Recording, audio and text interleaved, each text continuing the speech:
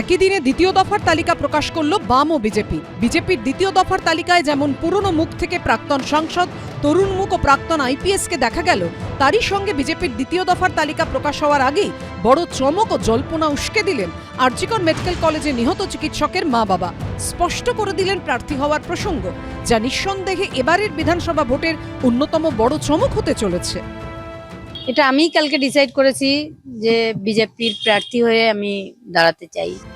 সোমবার প্রথম দফায় 144 জন প্রার্থীর নাম ঘোষণা করেছিল বিজেপি, আর বৃহস্পতিবার দ্বিতীয় দফায় 112টি কেন্দ্রে প্রার্থীর নাম ঘোষণা করা হলো বিজেপির তরফে।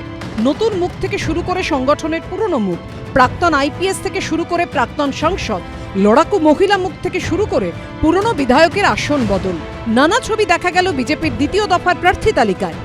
আমার দৃঢ় বিশ্বাস যে মানুষ আমাকে আশীর্বাদ করবেন। সেই সঙ্গে তৃতীয় দফার তালিকা নিয়ে জল্পনা আর উস্কে দিলেন বিজেপির রাজ্য সভাপতি।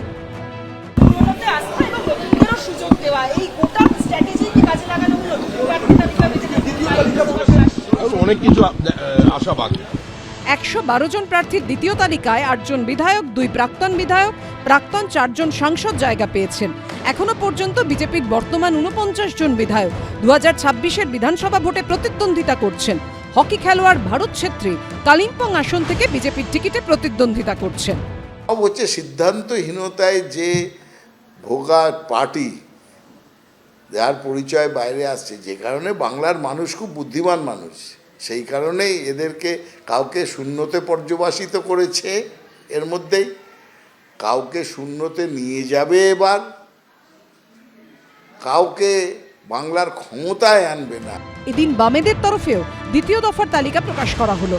টালিগঞ্জ কেন্দ্র থেকে প্রতিদ্বন্দ্বিতা করছেন যাদবপুর বিশ্ববিদ্যালয়ের অধ্যাপক পার্থপ্রতিম বিশ্বাস। বালিগঞ্জের মতো হাই প্রোফাইল কেন্দ্রে সিপিএম প্রার্থী করল তরুণ মুখ আফরিন বেগমকে। যখন লড়াইয়ে নেমেছি তখন হচ্ছে যে জিতবো বলেই নেমেছি। ঈদের পর কংগ্রেসের প্রার্থী তালিকা প্রকাশ হবে। শিবাশিস মৌলিক, আশাবুল হোসেন ও ঐশী মুখোপাধ্যায়, এবিপি আনন্দ। এবিপি আনন্দ, এগিয়ে থাকে, এগিয়ে রাখে।